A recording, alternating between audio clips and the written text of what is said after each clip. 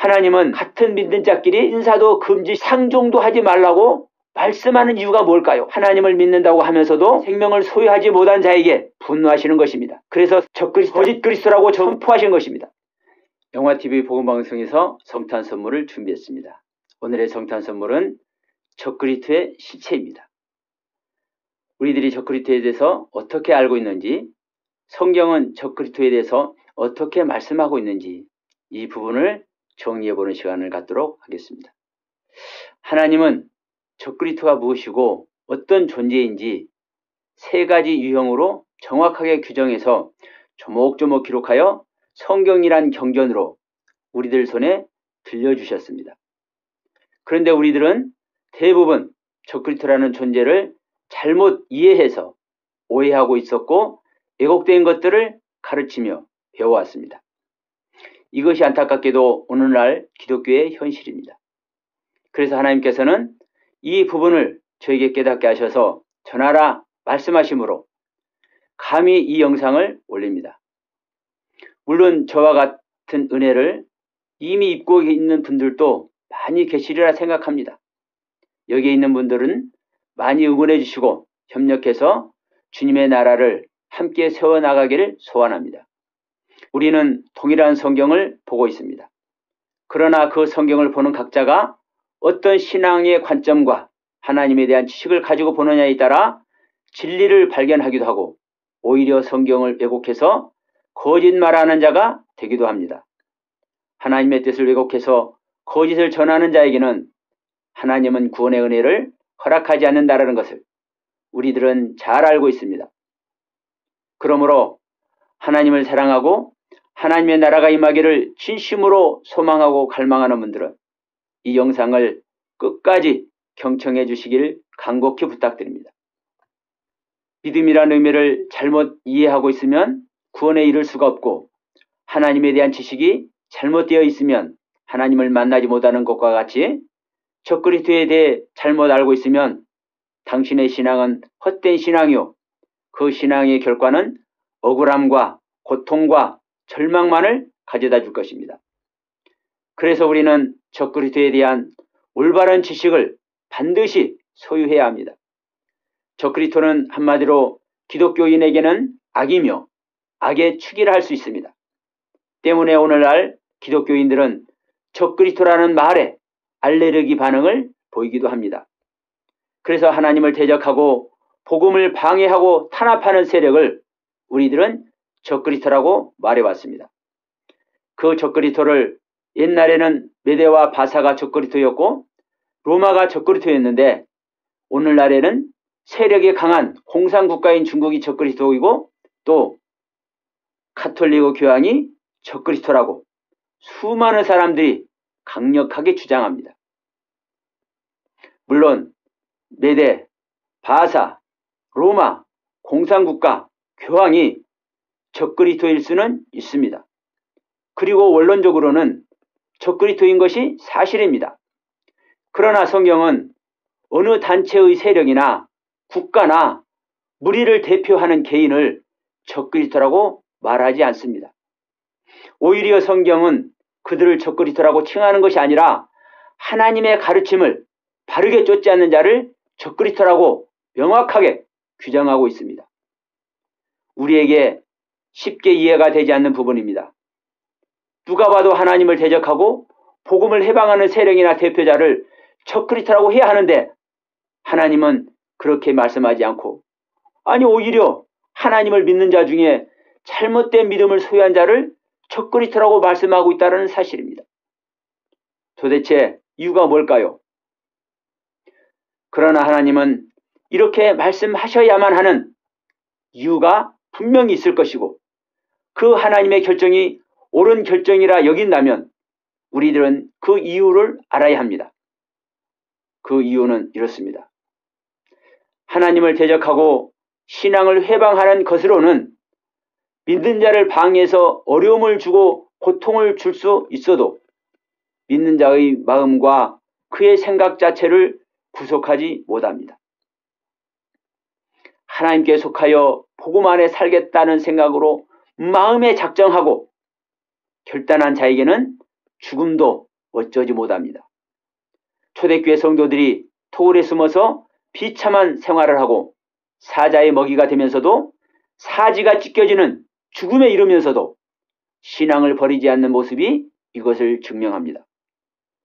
실제로 북한을 비롯해서 기독교를 탄압하는 공산국가와 무슬림 나라에도 지하교회가 있고 복음을 전하는 전도자들이 있습니다. 그런데 딱 한 군데 유일하게 복음이 들어가지 못하는 곳이 있습니다. 하나님을 믿으며 모든 중심이 하나님을 향해 있는데도 불구하고 하나님과 복음에 대해 잘못된 지식을 소유하고 있는 자, 그에게는 접근 자체가 안 됩니다. 왜냐하면 그 사람은 이미 복음인 그리스도를 소유했다고 믿고 있기 때문입니다. 유대인들과 같이 말입니다. 더 큰 문제는 여기에 있는 자가 수많은 사람들에게 자기가 소유한 믿음이 구원받을 믿음이요 천국행 티켓이라고 전하는데 분별하지 못하는 자들은 그것이 복음이라고 당연하게 받아들인다는 것입니다. 여기에 있는 자는 본인도 속고 천하보다 귀하게 구원받아야 할 영혼들도 속이는 자입니다. 소경된 자가 소경을 인도하면 함께 망합니다. 그래서 성경에서는 잘못된 신앙을 소유한 자를 적그리스도라고 칭하는 이유가 여기에 있습니다. 성경은 이러한 상황을 세밀하게 설명하고 조목조목 기록해서 우리들 앞에 펼쳐놓았지만 대부분의 믿는 자들이 볼 수 있는 눈이 없어서 지금에 이르렀습니다. 우리들은 하나님과 예수 그리스도를 믿습니다. 그리고 성경이 하나님의 말씀인 것도 믿습니다. 그래서 하나님의 말씀 외에 더하거나 빼서는 절대로 안 된다고 목소리를 높입니다. 목사님들, 신학자, 성도들 할 것 없이 이 말을 강조하고 또 강조하고 강조하고 또 강조합니다. 그런데 태중에서부터 거짓의 자식인 우리들은 말은 이렇게 하면서도 자기도 의식하지 못하는 가운데 하나님의 말씀을 빼기도 하고 더하기도 합니다. 거짓의 야비에게 속고 있기 때문에 그렇게 하는 겁니다. 여기에 있는 우리가 사실은 적그리스도입니다. 이런 말을 들으면 기분 나쁘겠지만 그래도 들어야 합니다. 그래야 우리들의 신앙의 현실을 바로 보고 올바른 신앙을 회복할 수 있지 않겠습니까? 그러면 적그리스도에 대해서 구구절절히 말씀하고 있는 기록된 성경의 가르침을 살펴보도록 하겠습니다. 결론적으로 적그리스도는 첫째, 예수가 그리스도임을 부인하는 자입니다. 둘째, 예수 그리스도가 육체 안에 오시는 것을 부인하는 자입니다. 셋째, 그리스도의 가르침, 즉 교훈 안에 거하지 아니하는 자입니다. 성경은 이 세 가지 유형으로 적그리스도를 규정하고 있습니다. 먼저 요한 2장 18절 말씀을 봅니다. 아이들아, 이것이 마지막 때라. 적그리스도가 이르겠다 함을 너희가 들은 것과 같이 지금도 많은 적그리스도가 일어났으니 이러므로 우리가 마지막 때인 줄 아노라.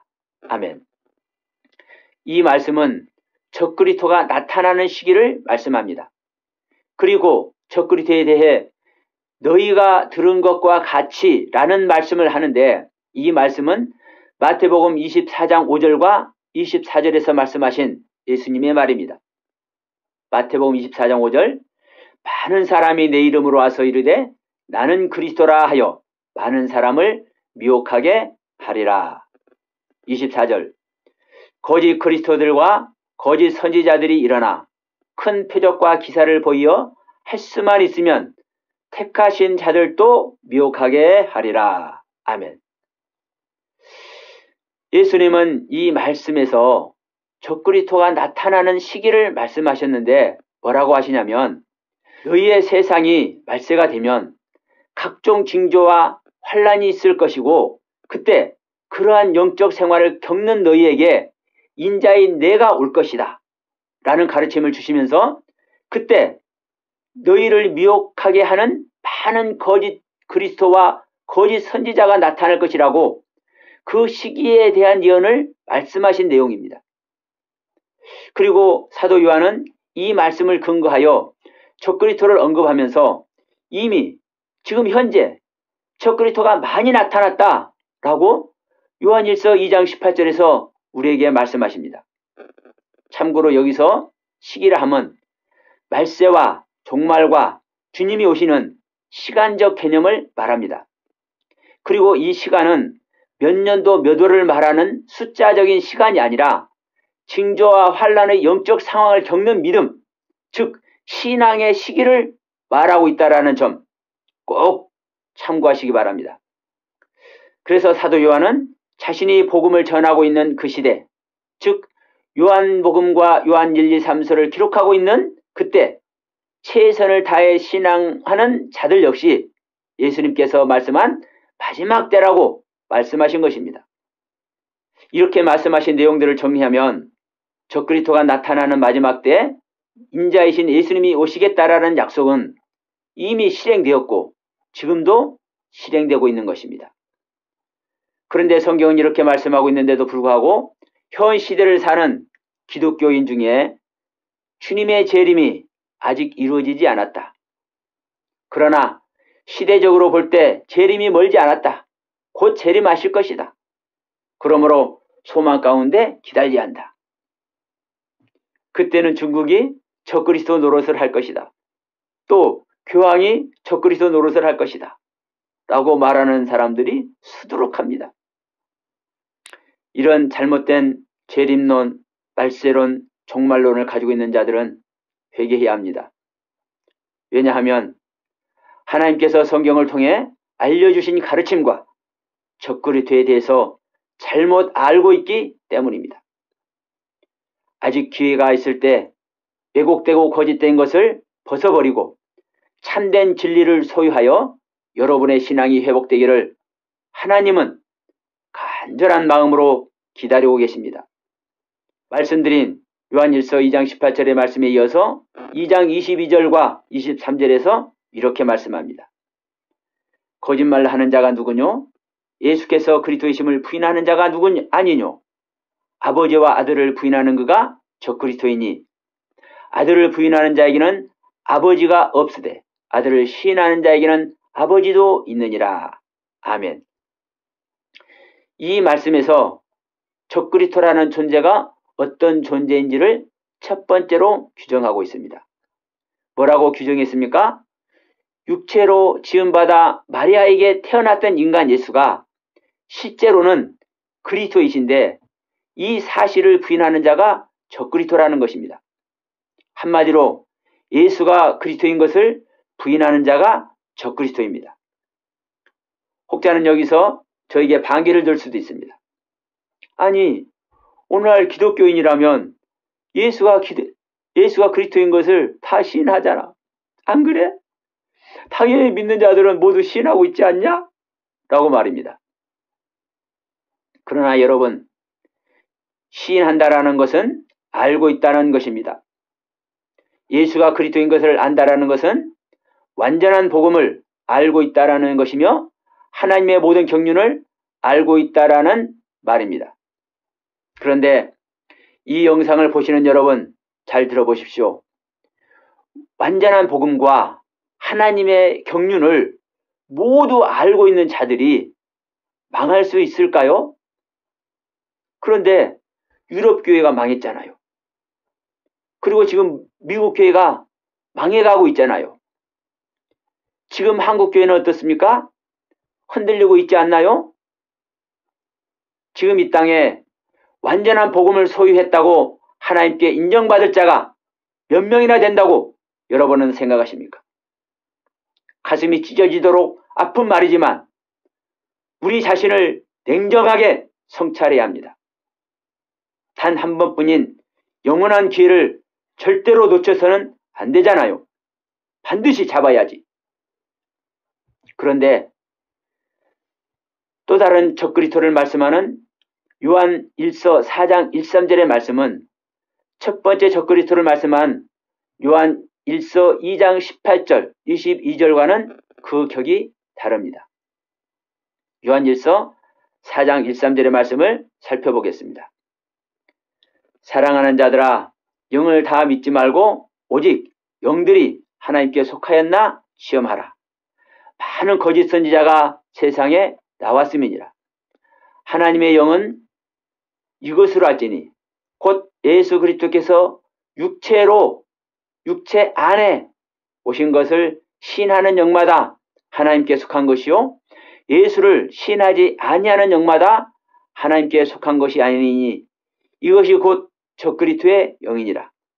오리라 한 말을 너희가 들었거니와 이제 벌써 세상에 있느니라. 아멘. 말씀을 보신 바와 같이 주님이 재림하는 시기는 사도 요한을 비롯한 초대교회 수많은 성도들에게 이미 오셨다고 말씀하는 2장 18절 내용과 같습니다. 그런데 적그리스도를 규정하는 말씀은 2장 22절과 다릅니다. 4장 2절과 3절에서는 예수 그리스도께서 오셨는데 그 오시는 장소가 어디냐? 육체 아니다.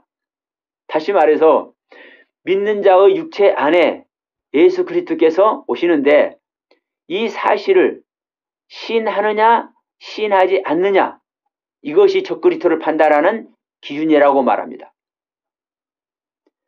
믿는 자가 구원을 받는다 함은 하나님의 영, 즉 그리스도께서 영으로 믿는 자에게 임마누엘에서 실존하는 것이 구원입니다.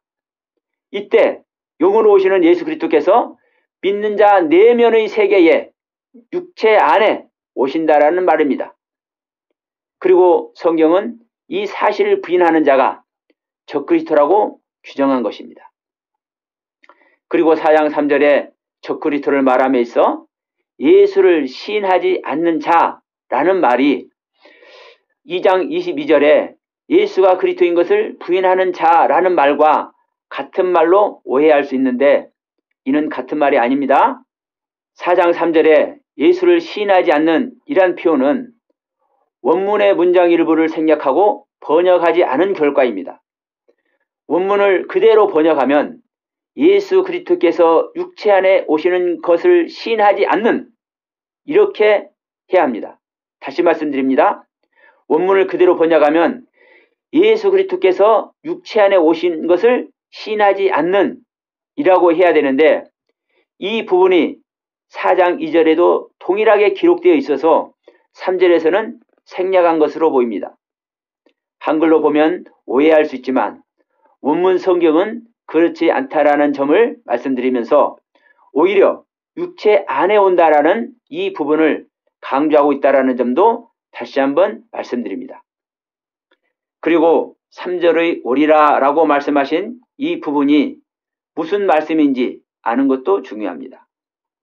이 말씀은 예수님께서 부활 승천하신 후에 다시 오시겠다라는 말씀으로 마태복음 10장 23절, 16장 28절, 24장 44절, 26장 64절, 누가복음 12장 40절, 누가복음 21장 27절, 요한복음 14장 3절, 18절, 28절, 요한복음 16장 16절, 22절 등에서 말씀하셨고 이 말씀대로 사도행전 2장 1절로 사전의 사건을 통하여 주님의 열한 제자를 포함한 120명에게 오셨습니다.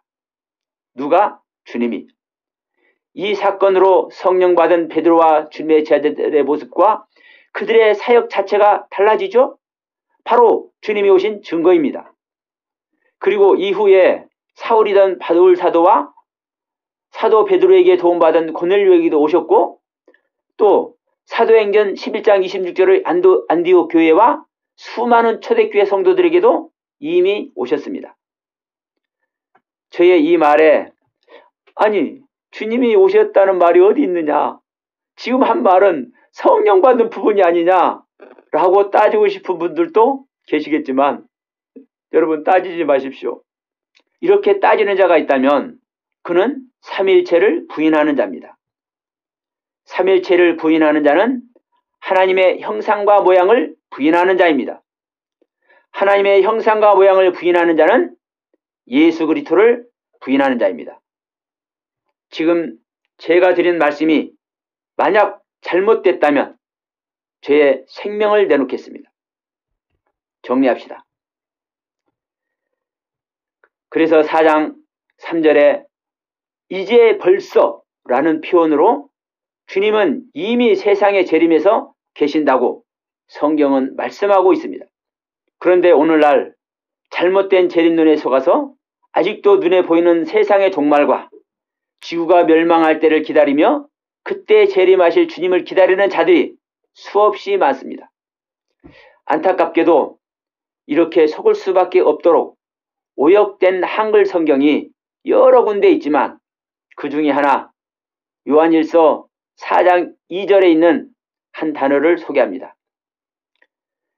이 한 단어의 오류가 성경을 기록하신 하나님의 뜻을 아주 엄청나게 훼손해 봤습니다. 4장 2절에 번역이 잘못된 단어는 육체로라는 단어입니다. 우리 한글로는 육체로라고 기록되어 있지만 원문인 헬라어는 엔사르크스입니다. 엔사르크스. 이 단어는 육체 안에라고 번역해야 옳습니다. 히브리어 성경도 육체 안에란 뜻의 빽바샤라라는 단어로 기록되어 있습니다. 육체 안에라는 의미와 육체로라는 의미는 그 뜻이 완전히 다릅니다. 육체로 오신다는 의미는 오시는 예수님이 보이는 육체 그 자체로 눈에 보이는 현실 세계에 오신다는 뜻입니다. 반면에 육체 안에 오신다라는 의미는 믿는 자의 육체 안에 오시기 때문에 눈에 보이는 현실 세계에 오시는 것이 아니라 눈에 보이지 않는 내면의 세계에 오시는 것입니다. 예수님도 분명하게 말씀하셨습니다. 내가 너희들과 함께 있는 것보다 내가 영의 세계에 갔다가 너희에게 영으로 오는 것이 유익하다고 말입니다. 육체 안에 영으로 오셔야만 하는 이유는 이렇습니다. 첫 번째 이유입니다. 영으로 오시면 주님을 영접하는 자들의 수가 아무리 많아도 그리고 전 세계 구석구석 어느 곳에 있다 하더라도 전혀 제약이 없이 시공간을 초월하여 주님을 갈망하는 모든 자들에게 동시다발적으로 임하셔서 그들 모두를 구원하십니다. 그런데 육체로 오시면 주님의 육체가 있는 그 현장과 그 시간에 함께하는 자만 구원할 수 있습니다. 십자가에서 세상의 모든 죄를 없애주신 주님은 세상의 모든 자들을 구원하는 것이 주님의 뜻입니다. 그런데 육체로 오시면 그 육체의 제약으로 인해 시공간을 초월한 구원 사역을 하실 수가 없습니다.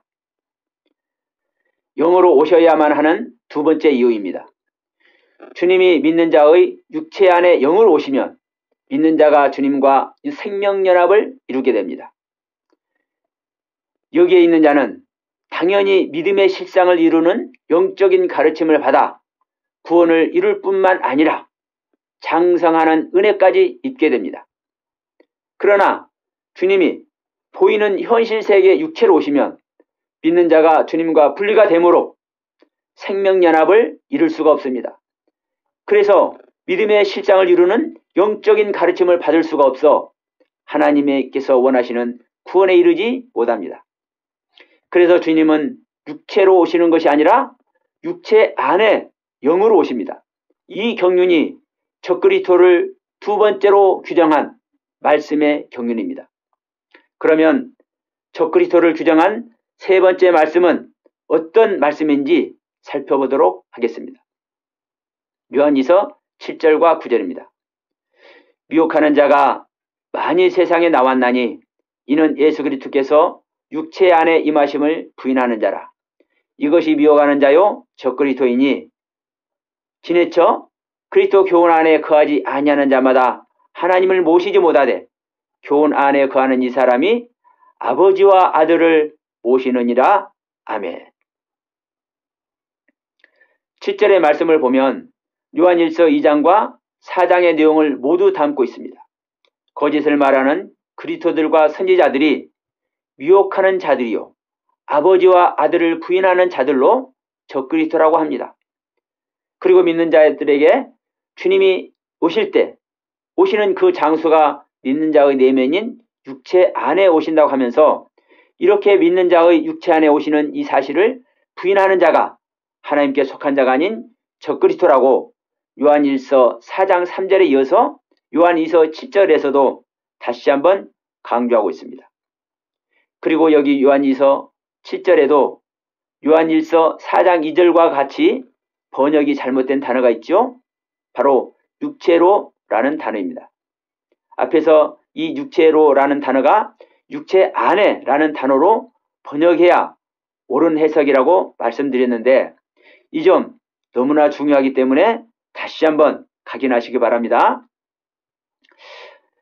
육체 안에라고 번역하지 못하고 육체라고 번역한 인간들의 실수가 주님께서 십자가를 질 때 받았던 그 고통보다 1000만 배는 더 큰 아픔과 고통을 그동안 우리들이 주님께 드리고 있었지 않았나 생각해 봅니다.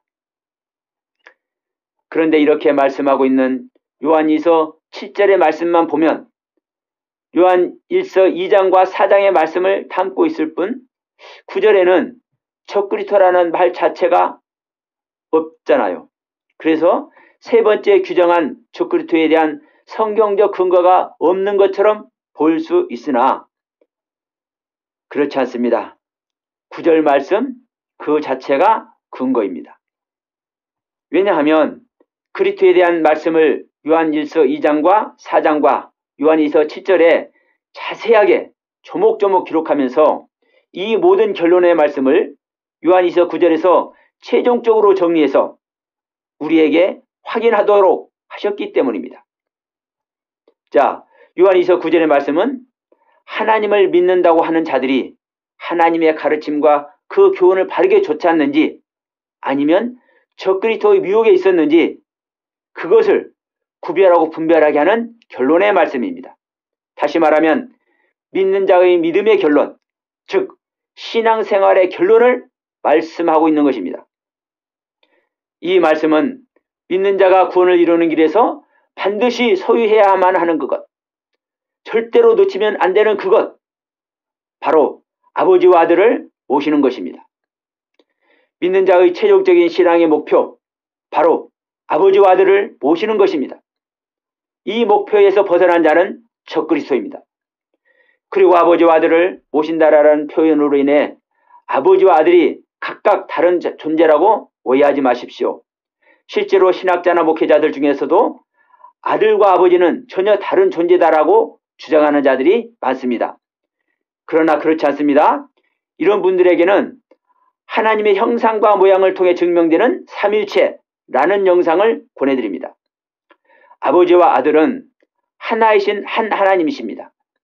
한 분이신 그 하나님이 아들의 경륜으로 오셔서 아버지의 경륜으로 완성되는 경륜을 아버지와 아들을 모신다라고 성경은 표현하고 있습니다. 그러니까 결론은 뭔가요? 아버지와 아들을 모시지 못한 자가 적그리스도입니다. 아버지와 아들을 모실 수 없는 자도 적그리스도입니다. 아버지와 아들을 모시지 않았는데도 불구하고 모시고 있다고 착각하고 있는 자도 적그리스도입니다. 아버지와 아들을 모시지 못하도록 방해하는 자가 적그리스도입니다. 아버지와 아들을 모실 수 없는 말을 내놓으면서도 이 말씀만이 구원받을 말씀이고 천국행 티켓이라고 말하는 자가 적그리스도입니다. 한마디로 하나님의 말씀을 빼거나 왜곡하는 자, 거기에 자기의 생각을 덧붙여서 자의적으로 하나님의 말씀을 해석하는 자가 바로 적그리스도입니다. 이 말씀 앞에 저나 여러분이나 그 누구라도 자유로울 수 없습니다. 저 역시 여기에 해당되면 적그리스도입니다. 다시 한번 말씀드리지만 요한일서 9절에 적그리스도라는 말이 어디 있느냐고 따지지 마십시오. 10절에서도 명확하게 말씀하고 있습니다. 요한일서 10절 말씀. 누구든지 이 교훈을 가지지 말고 너희에게 나아가거든 그를 집에 들이지도 말고 인사도 하지 말라. 여러분, 인사도 하지 말라고 아예 못을 박아버렸습니다. 이 일은 하나님을 믿는 자들 사이에 벌어진 일입니다. 하나님은 믿는 자가 그리스도의 교훈을 가지지 않았다라는 이유로 같은 믿는 자끼리 인사도 금지시키시며 상종도 하지 말라고 말씀하는 이유가 뭘까요? 그만큼 하나님을 믿는다고 하면서도 하나님의 생명을 소유하지 못한 자에게 하나님은 분노하시는 것입니다. 그래서 성경은 이런 자를 적그리스도라고 정의했고 거짓 그리스도라고 정의했으며 거짓 선지자라고 선포하신 것입니다. 그런데 메대가 어쩌고 바사가 어쩌고 로마가 어쩌고 교황이 어쩌고 공산국가가 어쩌고 무슬림이 어쩌고 무당이 어쩌고 불교가 어쩌고 오만 잡것을 다 끌어다가 지금까지 하나님의 뜻을 왜곡해 왔습니다. 하나님의 뜻을 벗어난, 하나님의 가르침을 벗어난 자기 자신은 쏙 빼놓고 말입니다.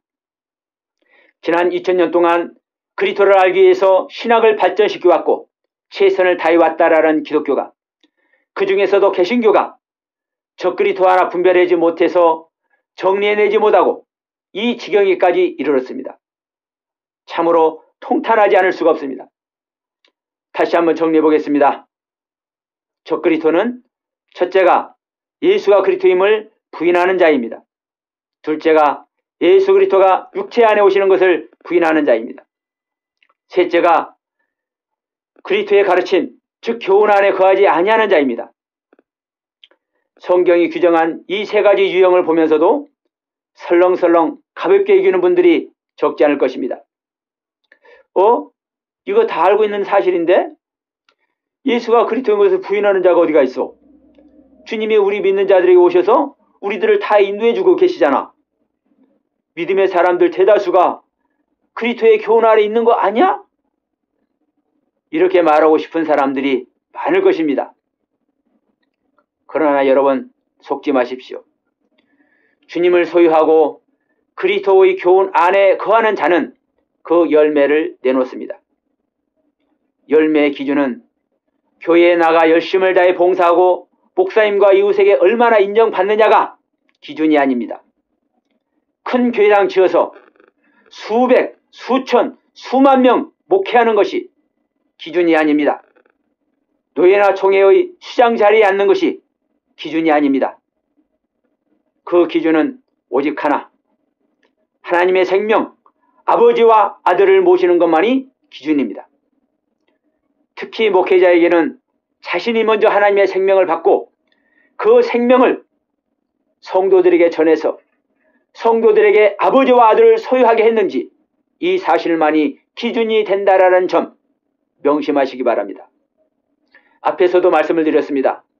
하나님을 대적하고 회방하는 자들이 적그리스도인데 그런데도 불구하고 하나님은 그들을 적그리스도라고 하지 않으시고 오히려 바른 신앙에 있지 않은 자를 적그리스도라고 말씀한다고. 이 말씀을 다시 한번 강조해서 말씀드리는 이유는 이 부분이 너무나 중요하기 때문입니다. 하나님과 믿는 자들을 대적하고 회방하는 것들은 하나님은 크게 경계하지 않습니다. 이유는 간단합니다. 하나님을 믿는 자라면 눈에 보이는 하나님을 대적하고 회방하는 그들에게 미혹당하지 않기 때문입니다. 그리고 그들이 어떤 존재인지 당연히 알고 있습니다. 그래서 하나님은 이 부분에 대해서는 걱정스럽기도 하시겠지만 그다지 걱정하지 않습니다.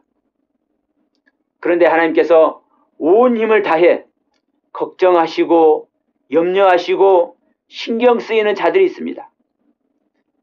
하나님을 믿고 하나님께 모든 중심을 드리고 있으면서도 하나님에 대한 잘못된 지식을 가지고 있는 자, 성경에 대한 올바른 지식이 없는 자, 이들을 하나님은 심히 걱정하십니다.